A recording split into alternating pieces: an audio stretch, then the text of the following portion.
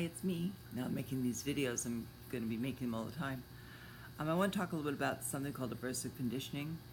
The book talks about it, and I wanted to tell you about my first job in the field of addiction. So remember I told you about how I hassled this gentleman at a place called Raleigh Hills Hospital until he hired me because I wanted a job, I wanted to work in the field. And so finally he did, and Raleigh Hills was what they call an aversive conditioning hospital. And so what they did was, I'm sure that nobody watching this has ever had this experience, but there are some people out there that may have had drank too much of something at some point in their life, and they got really sick from it. And the next time they thought about having that same thing to drink, they would get sick just at the thought of having it.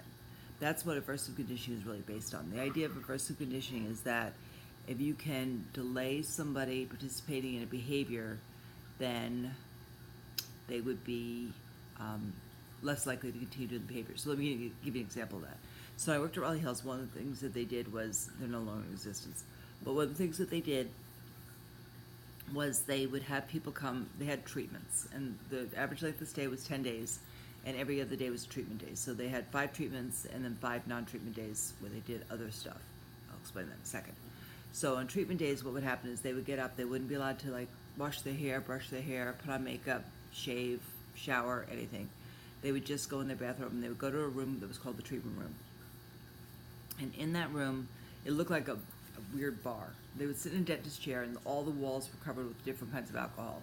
And a beer was opened up the night before and opened up in the room, and then the heat was turned up fairly high so that it smelled like old beer in the room, and everywhere you looked were bottles of alcohol, except for straight ahead, which was a full-length mirror. So you'd sit in this dentist chair, and you'd see yourself in the mirror looking pretty scruffy, and they would give you a shot. The purpose of the shot was to close the caloric valve. That's the valve that stops the alcohol from being able to be absorbed into the system. And mostly always it worked. The point behind that, but the other thing that the shot did is make you sick. So at the same time that you were starting to get sick, they would start to give you alcohol. And you wouldn't absorb it because the caloric valve was closed off.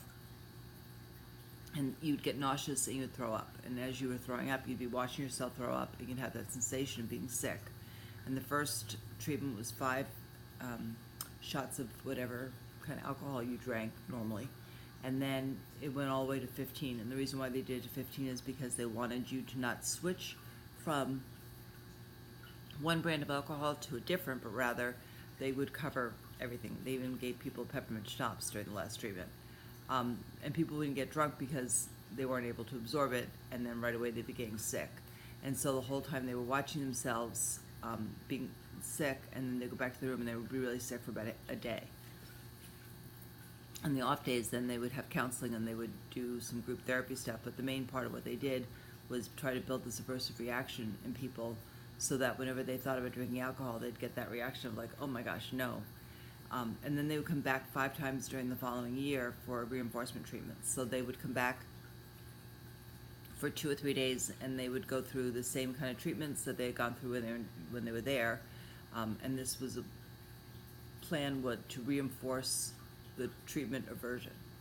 They didn't do 12-step fellowship programs, and the counseling was really pretty limited.